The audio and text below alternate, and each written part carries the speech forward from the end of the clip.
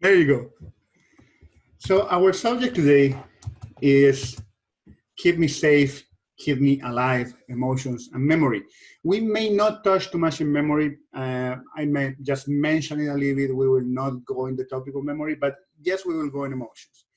And the idea of when I say keep me safe, keep me alive for this subject is precisely because emotions are evolved to be kind of our, if you want to say, even like our guardian angels in the world that we are living and navigating every day.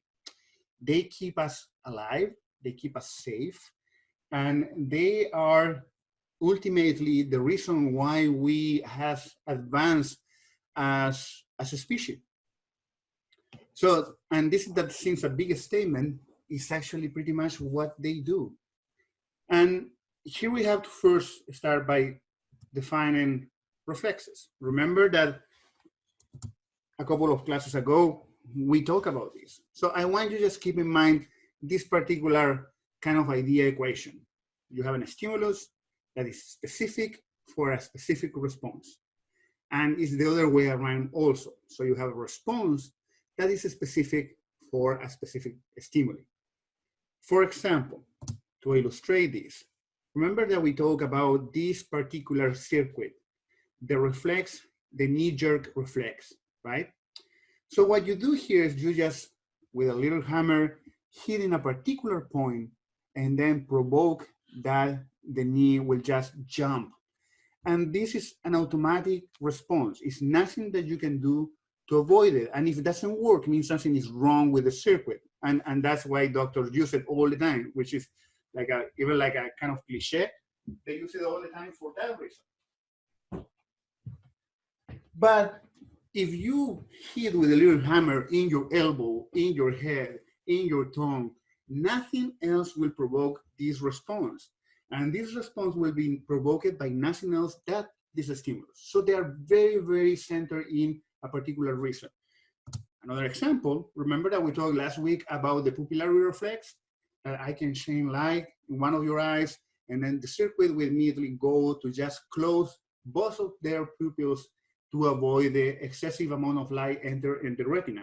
And this is also reflex. This is very, very specific reflex. And these are very basic functions in organisms in general. So scientists think that these are the primordial stages of what we know today as emotions. They're so simple though, that they are not good enough to keep someone with the complex responses that is necessary to navigate life. So what we think that happened, and here we will go to something very interesting. Remember that we were talking about, when we were talking about Pan's Labyrinth, we were talking about disgust, and we were talking about this idea that fairy tales were written like advisories, like warning, right, for kids not to go to dangerous places and all that. And science has shown, for example, that in the case of disgust probably arises in evolution as a reflex against toxic ingestion of different food. And with the time, it becomes complex because more and more different aspects appear that were kind of fitting in the same bucket, but could not be defined by a reflex, right?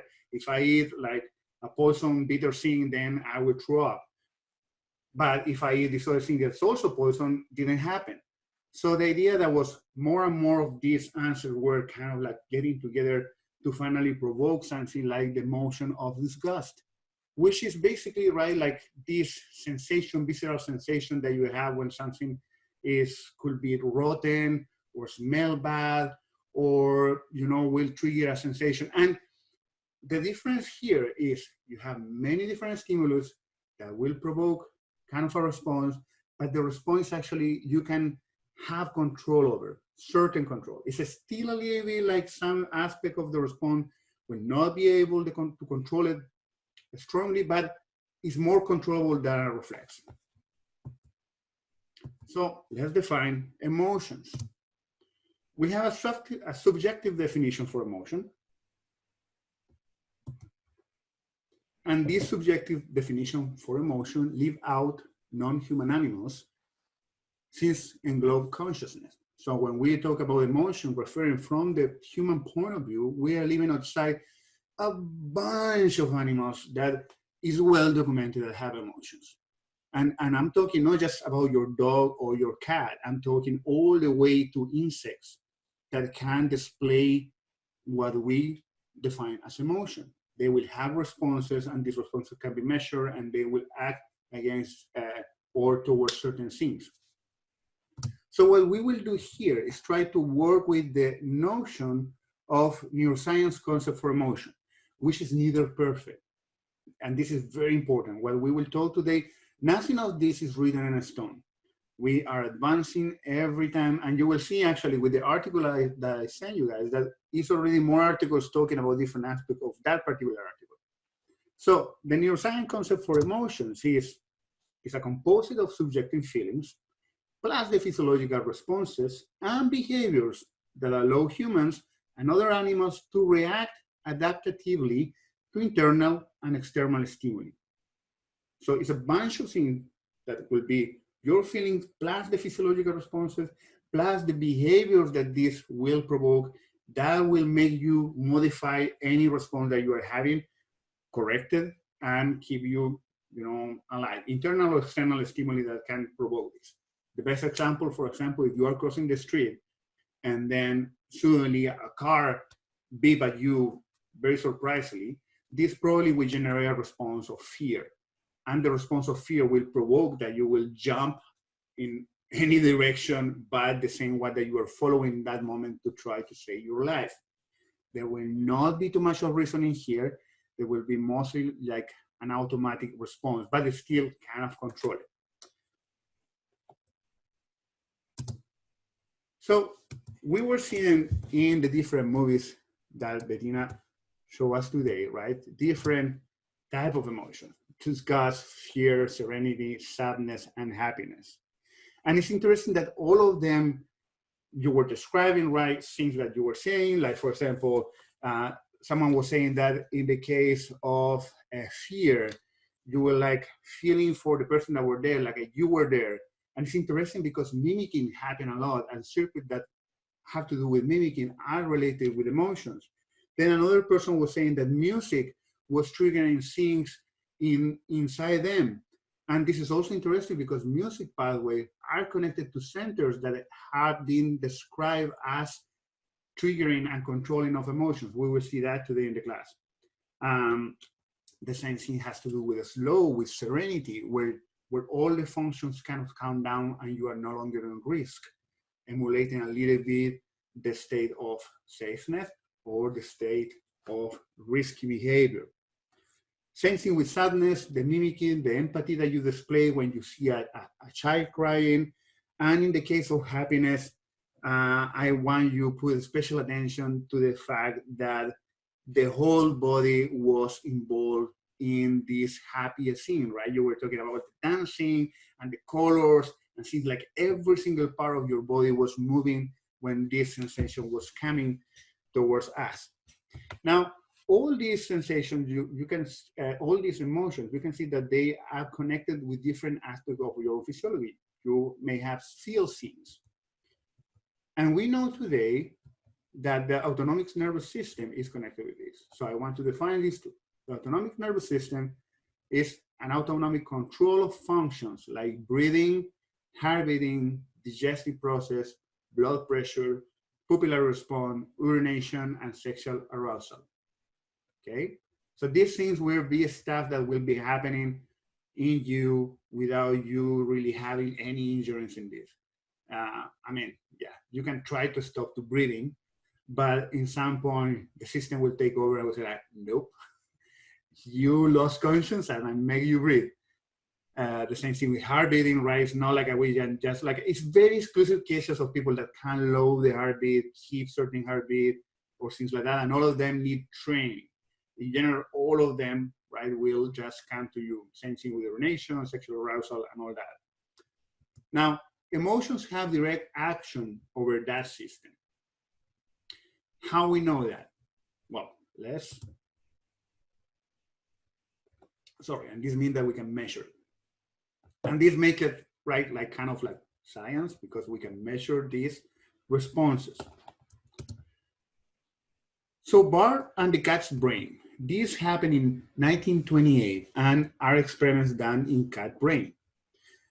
What scientists did here was take a brain of the cat, remove the cortex, all this area, and then just leave the base of the brain, the pons, and the cerebellum. What they discovered is that the area that we know today as the hypothalamus have big influence in how we react, how animals in general produce emotional behaviors. So the cortex is the yellow part, okay? So what scientists did in that time was cut different areas between the brain and the base of the brain. So in this case, when they cut all the cortex and they left half of the thalamus, the caudal part of the thalamus, and the rest of the base of the brain, when the cat was coming back from consciousness, so this cat was awake after and was still alive. Remember I mentioned to you that this area of the brain is the most important to keep you alive. If you destroy this one, you are done. But all the rest of the cortex can be removable and you can still be alive and functioning in an autonomic way. I know this might be very disgusting for some of you, but this is science that was done and is still done today to study things like this. So in this particular case, was this cut, all this area was disappearing, and then when the cat was waking up, will be furious. And not just because someone removed all his brain, but actually was absolutely furious, and it was researched after that this area of the hypothalamus was key for produce this response. What Barr concluded from this experiment was that you don't need the cortex to express a behavioral response, a behavioral emotional response.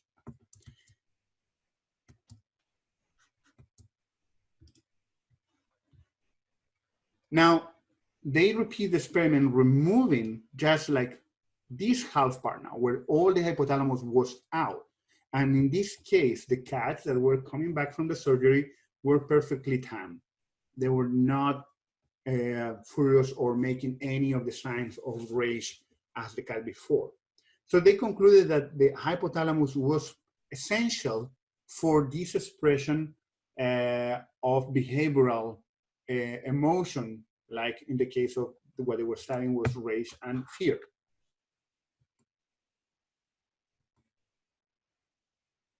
So Barr suggested that whereas the subjective experience of emotion might be dependent of an intact cerebral cortex, and when I say subjective, right, it's all the feelings that come with emotion, the expression coordinated of emotional behaviors does not necessarily entail cortical process. That was in 1928. Now, what we know today is the hypothalamus, and I think I mentioned this to you before, is in charge of all basic functions: body temperature, hunger, stress, metabolism, parenting, attachment, thirst, fatigue, sleep, circadian rhythms, and sexual behaviors are controlled by this area of the brain. And as shocking as it may be, if you destroy certain areas of this part of the brain, you could have behaviors like maternal behaviors completely removed from the animal. And this is well documented. As the same thing like sleeping or sexual behaviors or any other of the behaviors that are described here. For example, the lab where I work, we work sometimes with rat models and mouse models, and we work in this area of the brain studying thirst. We have observed, and we have read also in papers, that if you remove certain areas of this part of the brain, you can wake up the animal, and the animal, even when will be feeling thirst, will not be having the subjecting feeling to drink, and actually will die of dehydration if you don't inject a liquid to this animal, just because that part that is controlled thirst is no longer present in that particular area of the brain. Okay? Now, this particular area of the brain, which is crucial for you being alive, for any organism to be alive, as a good commander center, is connected to areas that can actually provoke behaviors, right? Imagine that you are, I don't know, someone that have to give a message, an important message, and you don't have internet, you don't have an email, you don't have even a megaphone, nothing to connect the message, will be useless. So in this particular case, the hypothalamus is connected with something that's called the reticular formation. The reticular formation is an area of the brain that made the connection for things like sleeping, wakefulness, cardiovascular function, respiration, urination, vomiting, and swallowing.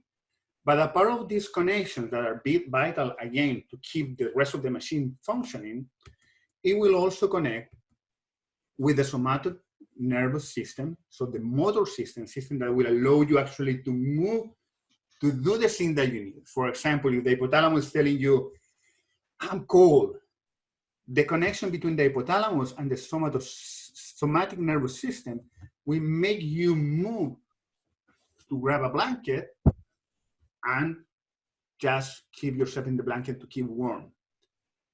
The other thing that this system will do is connect with the autonomic nervous system.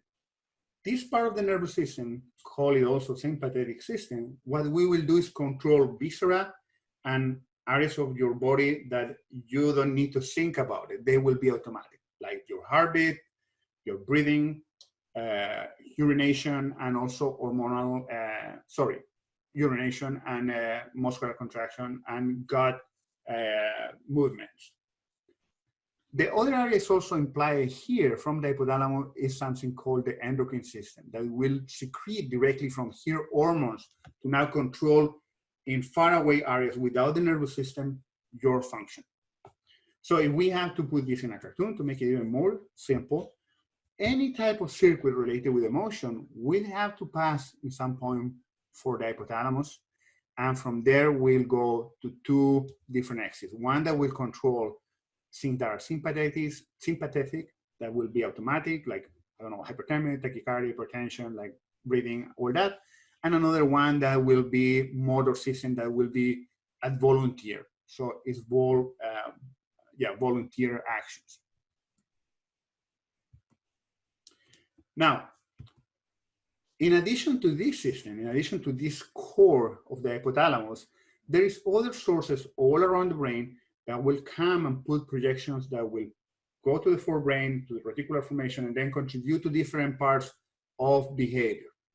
So, as I said before, never get that it's just this area. Will be multiple components that will do the job.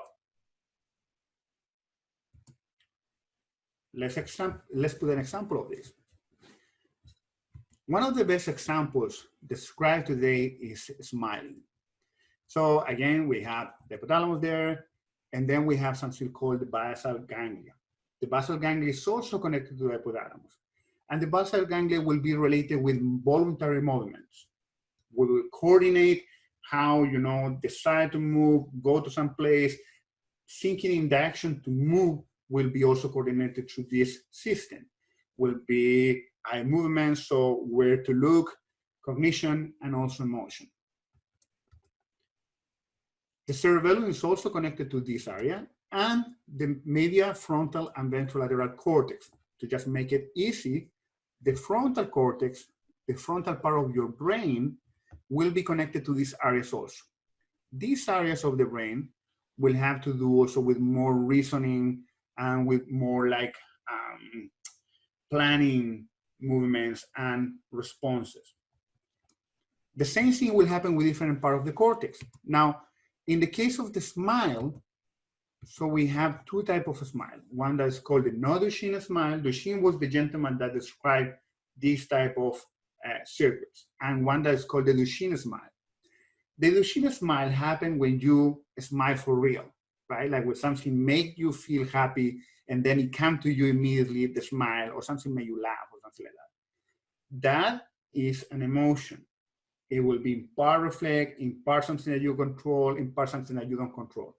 And the working of this smile comes through this circuit. So you have the limbic system that we will talk very, very soon, that is related with these areas that I mentioned before. We'll go to the midbrain, and from there to the nerves that control the smile. Cool enough, there is another area that also connects to this type of circuitry, which comes from the cortex. This one that comes from the cortex is the one that you use when someone tells you, okay, smile, and then you have to force a smile, or you have to act the smile like. These two smiles are different. Even when they finish in the same circuit, they come from different sources. And this is one of the also, that's the best difference that we can have between voluntary and involuntary circuits in our body. So remember again, as I mentioned before, emotions will have one circuit that will go to motor system, which is damn my English today, which is voluntarily, so you will control that, and one that will be involuntarily, okay?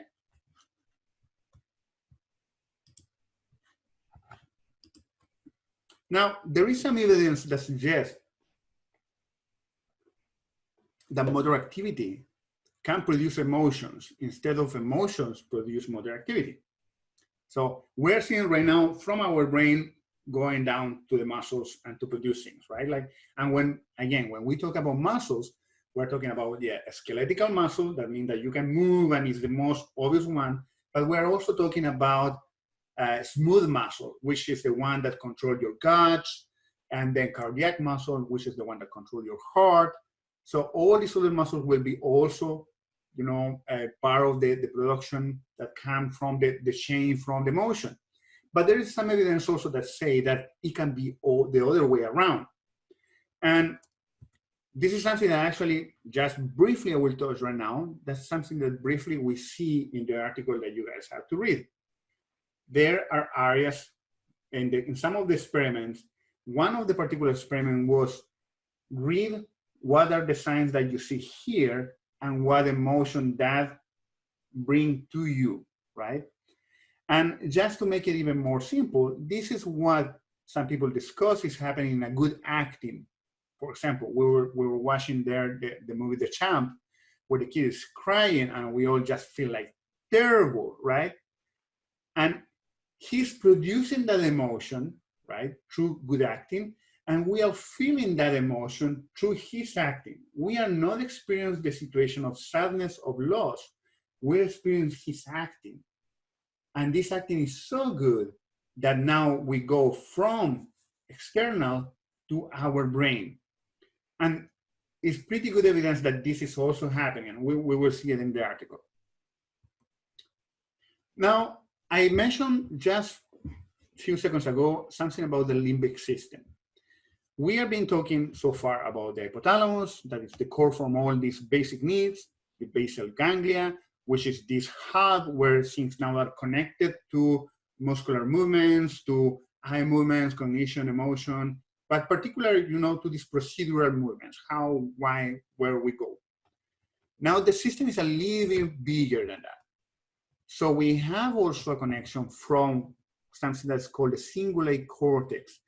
And it's called limbic because the word limbic means rim.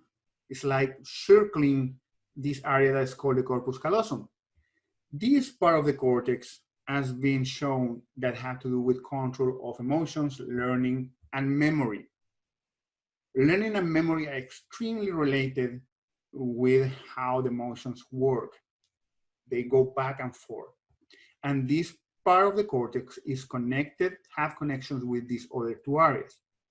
To make it even more interesting, the hippocampus, which is the area of the brain that take your experiences and kind of like stamp them in your brain as memories, also is connected to this area.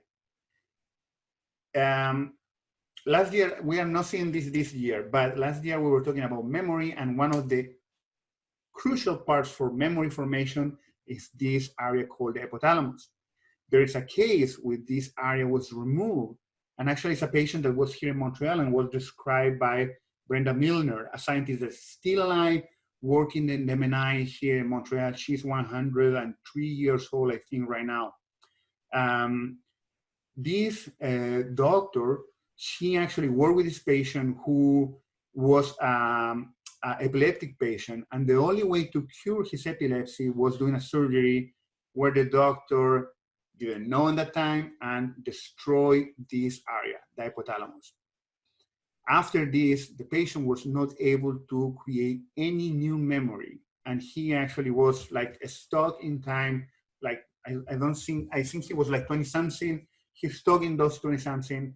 Every single day, the first doctor and then Dr. Brenda Milner will come and do tests with him, and he will always have the necessity to be introduced, again, explain all the scene. They will hide with time mirrors from him because he became very old and still his memory was the memory from the time that this area of the brain was destroyed. So this area of the brain will make memory consolidation. If you don't have this area, you are in big trouble. What is interesting, again, is this area is extremely well connected with all the circuitry that I mentioned before. And this is, we think, one of the big reasons why emotions can be make such a huge impact in how we remember things. And this also is one of the reasons why it's never good have witnesses, from supposed to be crime or scene of crime that have been very shocking, because the memory will be completely modified from the reality for the influence that the emotion have in how the consolidation of details has happened in the scene. Now, these two things, these four things already are incredibly interesting, but then they have connections, as I said before, between these to the memories. And then we will have another area of the brain that's called the thalamus, which will do rely. That means like the information will arrive here and then will go to another parts of the brain. And this part of the brain that will get involved will be sensory system in particular. So the rest of your cortex that have to do with touch, hearing, vision will pass through these areas to this basic circuitry and to the memory.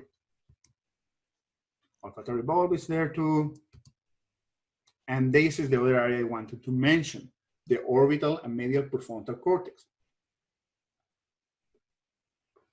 These areas of the brain have been typically related with how we plan and how we see ourselves, our behavior, how we mimic behaviors, how we do social priming, how we behave in front of other people. And we will see a particular case that is very interesting related to this.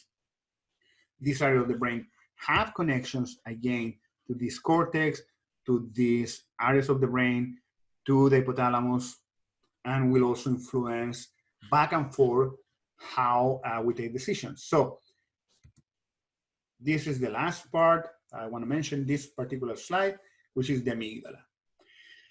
We will listen a lot about this little part of the brain. This is a part in the cortex of the brain. It's not inside as appeared here, but more in the temporal lobe of the brain, one of the sides in kind of the tip of them. This area of the brain will be in charge of processing things like memory, decision making, and emotional response. And those emotional responses will include fear, anxiety, and aggression. But it will be also in charge to process faces, recognize faces, and recognize how the faces look like. Not necessarily like the features, but the approachable or not of the face, if it's someone that want to attack you or not. Interesting enough, it is also related, and we will see it in our chapter of neuroaesthetics, it's also related with art appreciation. So now the connections from this area will be passing through all this other part of the brain. And we will soon see how this is all together related. Now, respect to the amygdala, there were experiments by these two guys, Clover and Buse experiments, where what they did was this part where the amygdala are, they should be a little more back here. What they did was destroy one of them. And then after that, cut the optic chiasm that we saw last week, that we have, right, connections that come from the eye. 60% of them will cross and 40% of them will stay in the same hemisphere. Then what they did was present to the macaque a snake. Snakes are extremely a huge signal for macaques to get really scared. The evolutionary, they are being subject, I guess, to these animals for such a long time that now it's natural for them to really jump and react really violently when they observe one of them.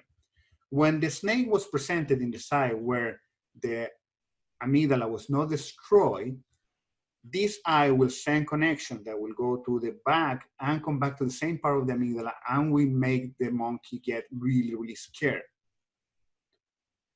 In the case of the side where it was destroyed, in the eye that was still working inside, when they were presenting the snake, the monkey will just function, will work like not afraid, tame, will not have a reaction.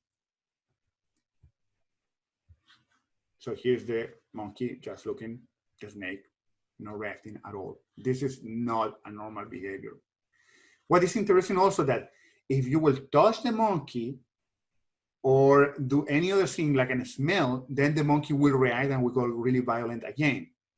Meaning that the particular stimulus was entering just to the eye, but all the other parts which have connections to both amygdalas were working fine.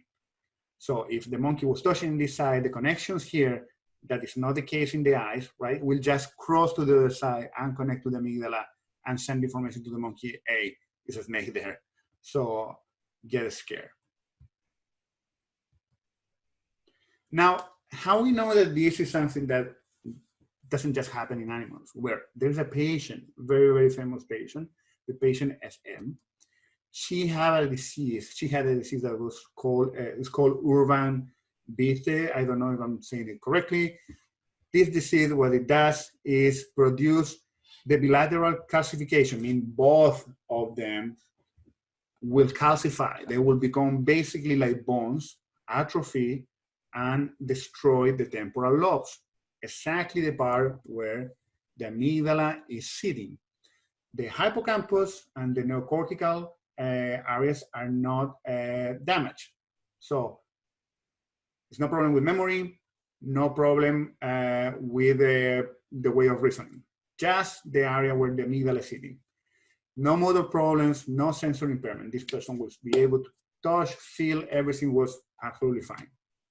No problem with language, intelligence, or memory deficit. It's important to mention this because we could say, okay, the person is not able to express their emotions, right, with words, but no, all these areas of the brain were also no problem. So here we have, there's the brain, this is a scan, and you will see here, these two holes is where the amygdala should be sitting, and they are completely destroyed, so they don't appear in the fMRI. This patient will have serious problems to react to things that could be producing fear. And what we have here in circles are responses from patients in, let's say, control, patients that have other conditions that they don't have damage of this area, and they will respond without problem to happiness, to surprise, afraid, angry, disgust, and sad. Now, this was with images. When they were presented to the patient SM, she will have problems to react to surprise, to the images of surprise, to the images of afraid or fear, and the other one will be fine. Angry, disgust, and sad will no problem. So thanks to this case, we know this area of the brain, in this case of the patient, will have impairment in the surprise and afraid effects. She actually was, she was not afraid to just cross the street and being in the middle of the danger. So it is important to mention that even when things cool, not being afraid of everything is actually a really impairment situation. It could be really bad for you as a human being. We need the emotion of fear. Now, this again is in the amygdala. The amygdala connect in one side to the hypothalamus, where we were saying that is the area that have to do with basic functions. Another area will connect to the olfactory bulb and the olfactory cortex. So smells will also trigger, and you may be aware of this, how smells can trigger strong memories and sensations, and this may be part of the answer. Will connect also with prefrontal cortex, association cortex, and basal ganglia and thalamus. So these are in particular, what it's doing is basically going to the part where you reason, going to the part where you associate ideas, going to the part where you relate to the different part of the association cortex, and then to the part that has to do with your movements, the basal ganglia. All of these areas are connected to this area of the amygdala. So if we're seeing that this area now has to do with fear and with surprise, and is connected to all these other areas, will influence all these other areas every time that get active. Now, even when we know several things about the amygdala, we still don't understand fully how it works. So what I mentioned today is a very, very summarized way of how this particular part of the brain, which is the one which we know more in terms of emotion, work. But the description of this part of the brain is just like being describing basically a car, right? I can tell you that the car, if I see there, I can drive it, I can see what's the speed I'm going, I know that I can enter in the car, sit in the car, clean the car, and all that. And I know if I remove a wheel, maybe, okay, the car will not function. But most of us cannot describe really how the car works, right? All the different details for this car being working, what are the different connections that the car needs to be working. In the case of the amygdala, it's the same thing. In the case of emotions in general, it's the same thing. We know, for example, that the amygdala is involved in fear and in other areas, other type of emotions too. But we don't know exactly how this connection works, how this map gets projected in the brain.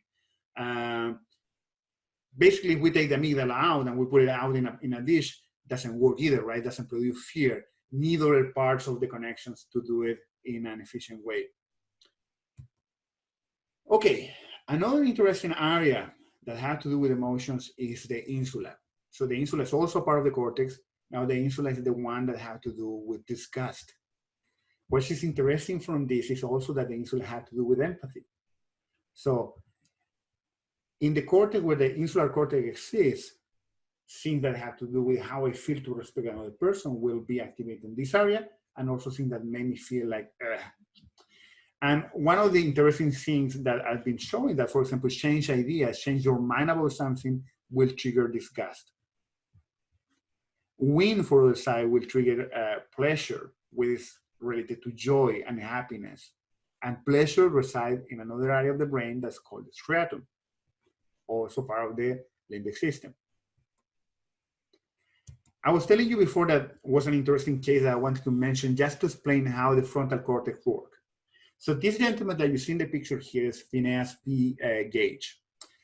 And the big bar that you see in the side, well, Phineas P. Gage was working in a rail road. He was constructing rails for the trains.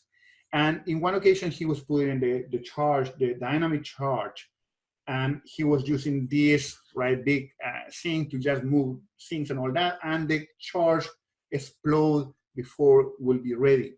And this, what is the name? Like a spear, passed through his jaw from here and went out from the top of his skull. So he lost all this area of his brain in the front. What is incredible, Phineas survived. Indeed, the story says that he stand up after the explosion. Everybody, his co-workers, thought that he was completely dead, of course. And he just stand up and he looked at them like, what happened? And then, of course, they went to the doctor because he lost all this part of the brain. And with time, they start to notice that weird thing was happening to him. And he became a case of a study. And you still can see actually his skull and this thing, the spear, I think it's in Boston right now. And what happened to him, he lost all the frontal area of his brain. He was able to talk, he was able to look around, to do things, to feel.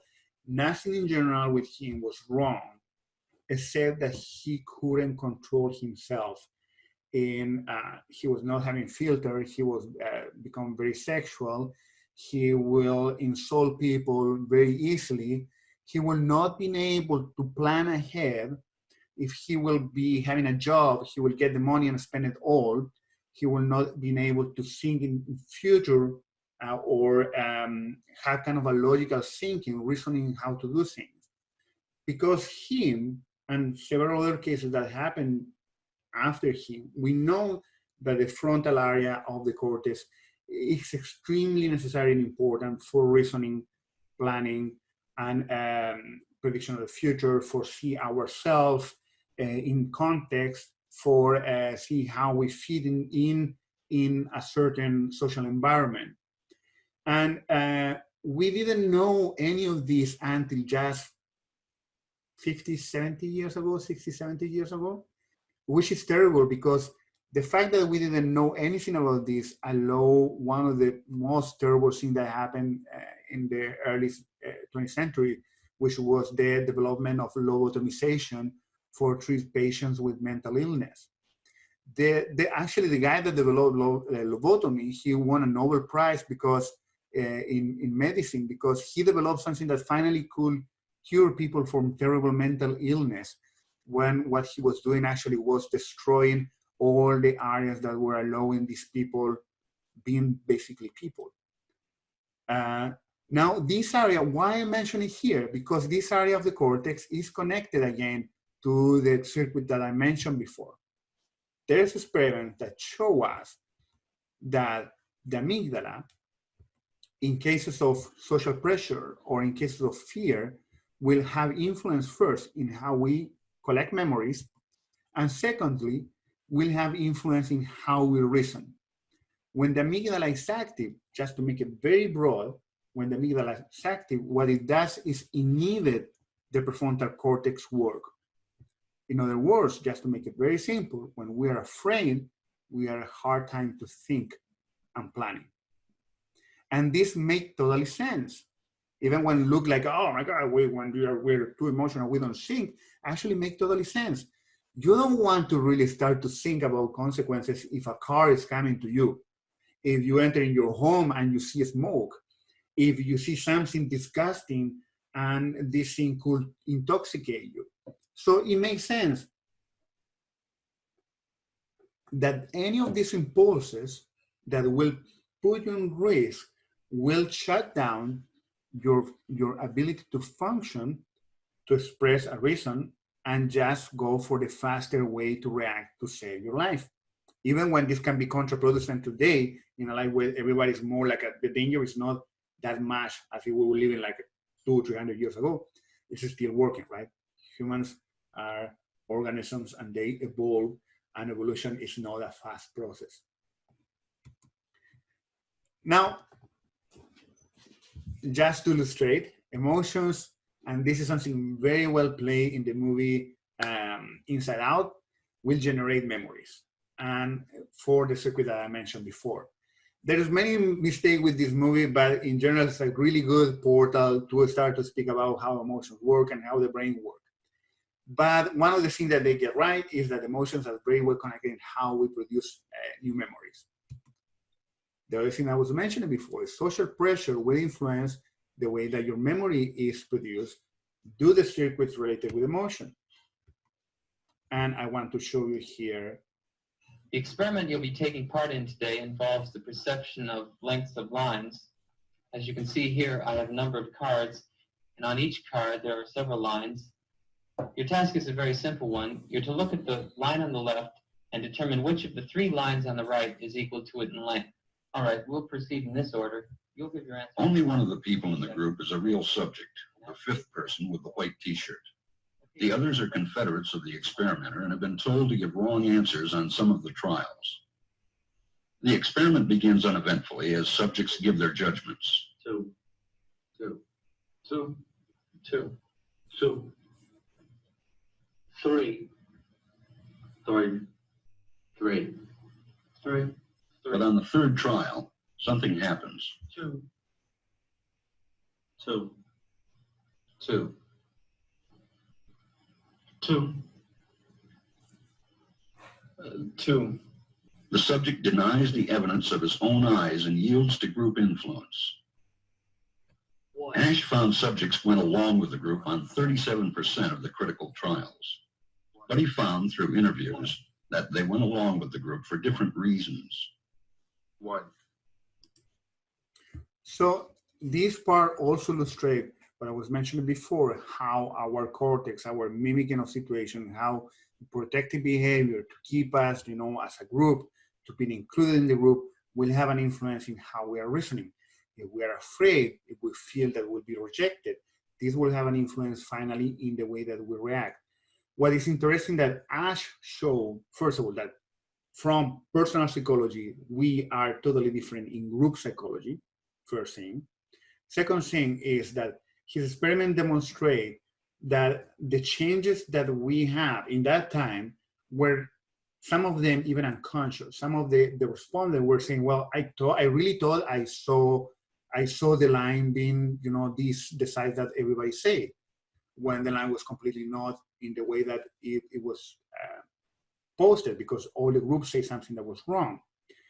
And years later, this experiment was conducted in the 50s or 60s, if I remember correctly. In 2005, someone repeated exactly the same experiment, but now imaging the brain. And what they discovered was that actually the brain have real changes. It's not just the person thinking like, I'm gonna say this, so this way everybody, I'm fine with everybody. The visual cortex and other areas of the brain will physically activate and change to produce a real stimulus of something that was not there, just to be fitting in the group. So we will come back to this particular subject in science and communication to just explain why, groups behave so differently and so irrationally sometimes. And we say like, how these people can be doing this? I mean, like, they follow Trump. Why? Like, Trump hate this and that and that. Well, here's one of the reasons. Now, my last slide before. They must be right. Sorry. They're fourth. My last slide have to do with how we contrast some of these things. And it's just to talk about trust and how trust have actually a counter effect over the effect of the amygdala. So if the amygdala get active when we're afraid, trust is able to decrease this activation. In other words, kind of calming down. And we will talk about this more in following classes. It has to do with a particular hormone called oxytocin that you may have listened before. People call it the love hormone, which, yeah, it has to do with that too, but it has to do more with trust and social relations. And when acts, and it's produced in situation of trust. So if you are in a social situation with friends, you are producing oxytocin. And oxytocin will make you feel, more engaged with the people that you are around, will be one of the reasons why good parents are good parents, good friends are good friends, is one of the biggest reasons why you are faithful. If you are faithful in a couple and you guys have a discussion and you decide to be faithful to each other, is the main reason for being faithful. This particular hormone have an effect over the amygdala, reducing the activity when it gets activated by anxiety. In other words, it's an anxiolytic. So it will make useful, when you want to have a discussion, when you want to calm down the situation.